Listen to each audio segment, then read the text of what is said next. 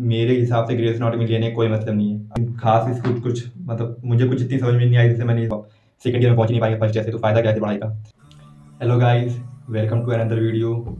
आज की वीडियो में मैं आपको बताने वाला हूँ कि फर्स्ट ईयर एमबीबीएस में कौन कौन सी बुक हमें लेनी चाहिए। एनाटॉमी में, फिजियो में, बायोकेमिस्ट्री में हम कौन कौन सी बुक लें जिससे कॉन्सेप्ट समझने में भी आसानी हो और जो है प्रॉपर एग्ज़ाम पास करने में भी आसानी हो। एक्चुअल में होना तो ये चाहिए कि हम कॉलेज में गए हैं, वहाँ की लाइब्रेरी में जाएं, विश्राम सिंह देखें, ग्रेस एनाटॉमी देखें, बीडी चौरसिया देखें, तीनों बुक को देखें, उसमें से देखें कि हमें कौन सी ज़्यादा समझ में आ रही है। एक्चुअल में तो ये होना चाहिए, लेकिन होता ये है कि हम जाते हैं सीनियर के पास, कोई सीनियर विश्राम सिंह बताता है तो हम विश्राम सिंह ले लेते हैं, कोई सीनियर जो है अपना बीडी चौरसिया बताता है तो हम वो लेते हैं, कोई सीनियर जो बहुत अच्छे होते हैं, जो बहुत ज़्यादा पढ़ते हैं, जो अलग पढ़ते रहते हैं, वो बताते हैं कि ये सारी फालतू बुकें हैं, ग्रेस लो ग्रेस लो ग्रेस लो। तो बहुत सारे लोग ग्रेस भी ले लेते हैं, लेकिन होता यह है कि मैक्सिमम लोग जो है 90% लोग नहीं पढ़ पाते हैं। तो इसी टॉपिक को लेकर वीडियो है कि हमें कौन सी बुक हमें लेनी चाहिए, कौन सी बुक हमें पढ़ने में आसानी होगी, कौन सी बुक एग्ज़ाम पास करने के लिए आसानी होगी। दो टाइप्स की बुक होती हैं, एक वो जो हम पूरे साल पढ़ते हैं, एक वो जो हम एग्ज़ाम के टाइम पे पढ़ते हैं। एग्ज़ाम के टाइम वाली बुक बहुत ज़्यादा इंपॉर्टेंट होती है, क्योंकि कौन सी बुक पढ़नी है बहुत ज़्यादा इंपॉर्टेंट है। सपोज़ कि जब पूरे साल जो है कोई ऐसी बुक पढ़ रहे हैं जिससे आपके सारे कॉन्सेप्ट तो क्लियर हो रहे हैं, आप ये सोच के पढ़ें कि मैं पीजी के लिए पढ़ रहा हूँ, पीजी के लिए पढ़ रहा हूँ, पीजी के लिए, ठीक है वो भी चीज़ ठीक है, लेकिन जब आप प्रॉप पास कर ही नहीं पाएंगे, जब आप सेकेंड ईयर में पहुँच ही नहीं पाएंगे फर्स्ट ईयर से, तो फ़ायदा क्या है पढ़ाई का। तो पूरे साल हम अलग बुक फॉलो करते हैं, कोई सा भी कॉलेज हो, इंडिया का कॉलेज हो, अब्रॉड का कॉलेज हो, कहीं का भी कोई सा भी कॉलेज हो, दो टाइप की बुक फॉलो होती हैं और हर स्टूडेंट दो टाइप की ही बुक फॉलो करता है, एक पूरे साल पढ़ने वाली और एक जो है एग्ज़ाम के टाइम में पढ़ने वाली। तो आइए सबसे पहले एनाटॉमी की बात करते हैं। एनाटॉमी में जो होती है तीन टाइप की बुक होती है बिल्कुल, एक स्टैंडर्ड बुक होती है और एक इंटरमीडिएट होती है जो नॉर्मली जो मैक्सिमम लोग फॉलो करते हैं, और एक वो होती है जो एग्ज़ाम में पढ़ते हैं। तो सबसे पहले इसमें नाम आता है ग्रेस एनाटॉमी का। ग्रेस एनाटॉमी एक ऐसी स्टैंडर्ड बुक है जिसे हर कोई नहीं पढ़ सकता, लेकिन वो उसका पढ़ने कोई फ़ायदा नहीं, क्योंकि चीज़ें याद करने से ज़्यादा ये इंपॉर्टेंट है कि आप उसको कितनी बार रिवाइज़ करते हैं। आपने बहुत सारा पढ़ लिया, आपने उसे एक बार भी रिवाइज़ नहीं किया, ऐसे पढ़ने का कोई फ़ायदा नहीं है। आपने थोड़ा सा पढ़ा, आपने उसे बार बार रिवाइज़ किया, तो ये चीज़ हमेशा हमारे दिमाग में रिटेन रहेगी। तो ग्रेस एनाटॉमी, मेरे हिसाब से ग्रेस एनाटॉमी लेने का कोई मतलब नहीं है। आपको ग्रेस से कुछ पढ़ना है, आप कॉलेज में जाएँ, कॉलेज की लाइब्रेरी में जाएँ, वहाँ से ग्रेस एनाटॉमी लें, उससे जो भी आपको कॉन्सेप्ट देखना, जो भी टॉपिक देखना, उससे आप देख के जो है वापस आप लाइब्रेरी में रख दीजिए। तो बेसिकली हम जो मैक्सिमम जो बुक फॉलो होती है और जो मुझे पर्सनली सबसे ज़्यादा अच्छी लगती है, मेरे सीनियर्स को अच्छी लगती है, और भी मैंने बाकी दोस्तों से जो रिव्यू लिया था, तो सबसे पहला नाम आता है बीडीसी का। तो बीडीसी 4 वॉल्यूम में आती है और एक जो है बीडीसी की हैंडबुक आती है। बीडीसी जो है मेनली ग्रॉस एनाटॉमी बुक है। एनाटॉमी 3 पार्ट्स में होती है, gross anatomy, embryology and histology. तो आइए दोस्तों, सबसे पहले हम एनाटॉमी की बात करते हैं। एनाटॉमी में जो कॉलेज में जो मैक्सिमम बुक फॉलो होती है वो होती है बीडी चौरसिया। बीडी चौरसिया के 4 वॉल्यूम होते हैं, वॉल्यूम 1, 2, 3 एंड 4। एंड एक हैंडबुक होती है जब आपका फाउंडेशन कोर्स होता है, जब आपके बिल्कुल कॉलेज में जाते हैं स्टार्टिंग में, तो हैंडबुक होती है। Handbook is like the dictionary of anatomy. उसमें एनाटॉमी के बहुत सारे टर्म लिखे होते हैं, लाइक फ्लेक्शन क्या होता है, एक्सटेंशन क्या होता है, सर्कमडक्टेंस क्या होता है, एंड बेसिक चीज़ें जो होती हैं जो आपको एनाटॉमी समझने में काफ़ी मदद करती हैं, वो सारी चीज़ें आपको लिखी होती है हैंडबुक में। तो ये भी सबसे पहली बुक बीडी चौरसिया की हैंडबुक। हैंडबुक एक बहुत छोटी सी बुक है, ये पॉकेट में भी आ सकती है। तो इसको स्टार्टिंग में मेनली 10 से 15 दिन पढ़ाते हैं। उसके बाद हम देखते हैं एनाटॉमी का वॉल्यूम है। ये आपका एनाटॉमी का वॉल्यूम है। इसमें आपका upper limb and thorax cover होता है। अपर लिम्ब का पूरा पोर्शन है, थोरैक्स का जो है पूरी ग्रॉस इसमें कवर होती है। तो वॉल्यूम 1 में हो गया आपका अपर लिम्ब। उसके बाद आते हैं वॉल्यूम 2। वॉल्यूम 2 आपका ये रहा, इसमें आता है lower limb, abdomen and pelvis. Volume 2 की बात करते हैं। वॉल्यूम 3 की बात, ये रहा आपका वॉल्यूम 3। वॉल्यूम 3 में मेनली हेड एंड नेक का पोर्शन आता है, पूरा हेड एंड पूरा नेक जो है ये पोर्शन आपका वॉल्यूम 3 में कवर होता है। फिर बात करते हैं वॉल्यूम 4। वॉल्यूम 4 में बेसिकली पूरा जो ब्रेन और न्यूरल एनाटॉमी की बात हो रही है। हेड एंड नेक तो आपका कवर हो गया, इसमें वॉल्यूम 3 में कवर हो गया। ब्रेन एंड ब्रेन के जो सारे पार्ट, न्यूरल जो भी पार्ट है, सारी न्यूरल एनाटॉमी जो होती है वॉल्यूम 4 में कवर होती है। तो ये हमारा 4 पार्ट हो गया जो है एनाटॉमी का, ग्रॉस एनाटॉमी का, और ये रही आपकी एक हैंडबुक। उसके बाद बात करते हैं हिस्टो और एम्ब्रियो के लिए कौन सी बुक लें।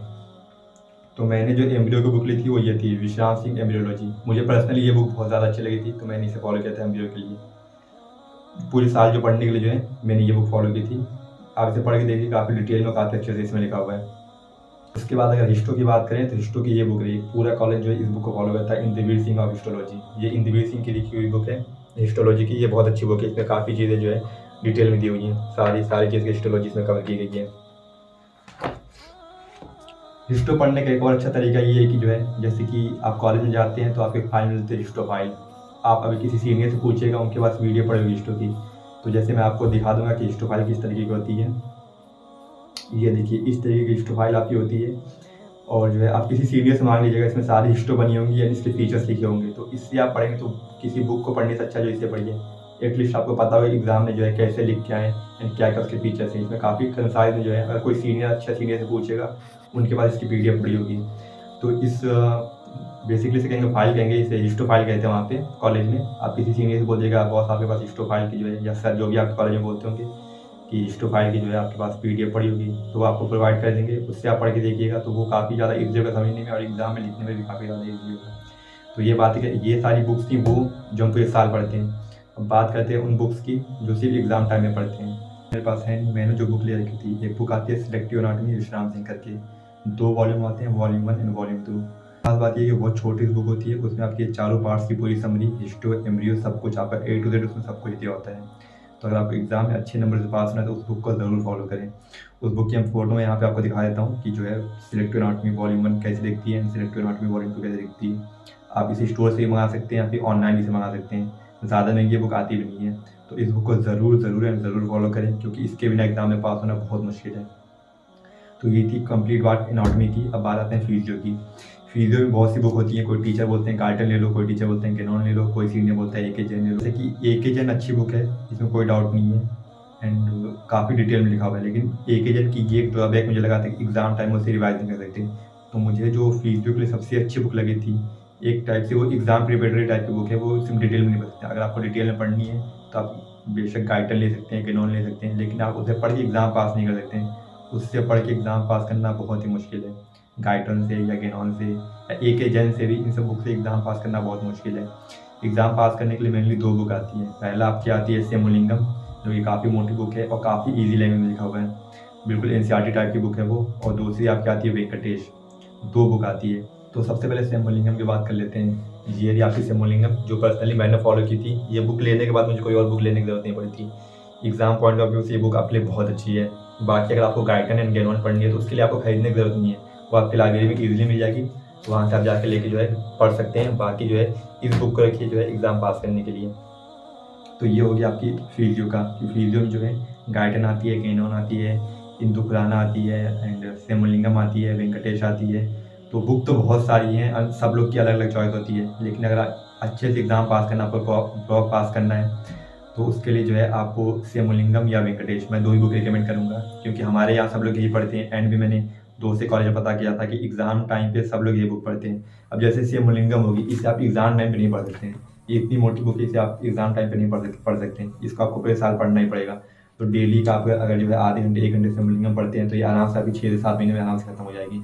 तो सेमुलिंगम को जो है आप बस जो है एग्ज़ाम पॉइंट ऑफ व्यू से रखिए, इसमें सारी चीज़ें जो है, इसको पढ़ने के बाद आपको नोट्स बनाने की ज़रूरत नहीं, इसमें सारी चीज़ इस फॉर्मेट में लिखी हुई है, बिल्कुल टॉपिक दिया हुआ है, आंसर कैसे लिखना है ये दिया हुआ है। बाकी दूसरी बुक आपकी वो आती है वेंकटेश आती है, जैसे वेंकटेश का मैं आपको ये फोटो दिखा रहा हूँ कि जो है इस टाइप की वेंकटेश आपकी दिखती है।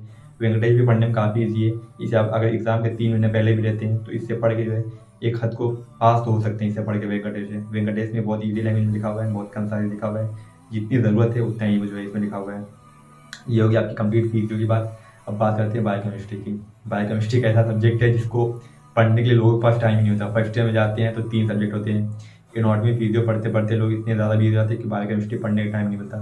दूसरी बात है कि बायोकेमिस्ट्री क्लासेस बहुत कम लगती हैं फर्स्ट ईयर में, टोटल अप्रॉक्स 50 के आसपास क्लासेस लगती हैं, तो बायोकेमिस्ट्री के लेक्चर भी कम होते हैं।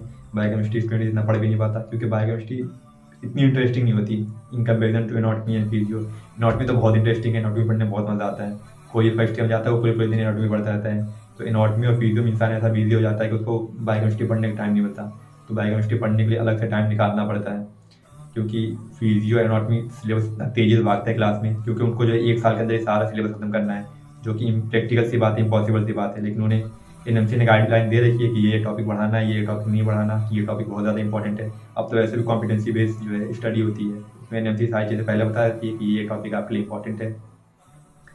तो बायोकेमिस्ट्री की बात करते हैं तो बायोकेमिस्ट्री बहुत सारी बुक हो गई, सत्यनारायण होगी, लिपिनकॉट होगी, हार्पर होगी, MD रफ़ी होगी। तो ये मेनली ये 4 टाइप की बुक आती हैं, सत्यनारायण होगी, लिपिनकॉट होगी, हार्पर होगी, MD रफ़ी होगी।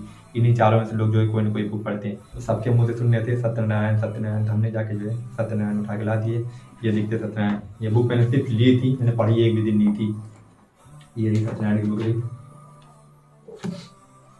ये इतनी मोटी बुक दिखती है, लेकिन जो है बुक अच्छी है, बहुत लोग की बुक बहुत अच्छी लगती है जिसको समझ में आती है, लेकिन खास इसकी कुछ मतलब मुझे कुछ इतनी समझ में नहीं आई, जैसे मैंने इस बुक को बस लिया था, इतना इससे पढ़ा नहीं था।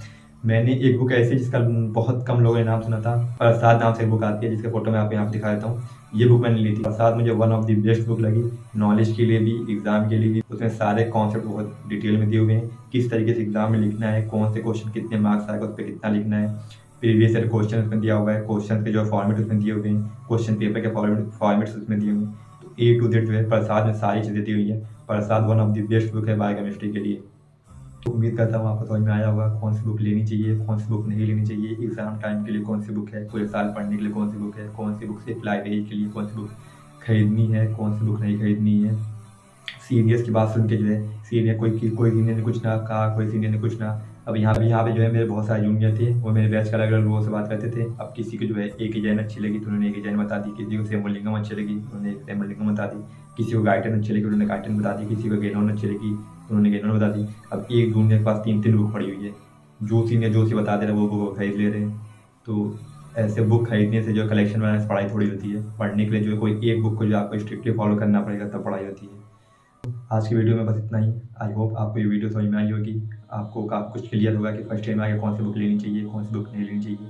ऐसी और इन्फॉर्मेटिव वीडियोस के लिए मेरे चैनल को लाइक करें, सब्सक्राइब करें, फॉलो करें एंड ज़्यादा से ज़्यादा अपने फर्स्ट ईयर के दोस्तों में, सेकंड ईयर के दोस्तों में शेयर करें।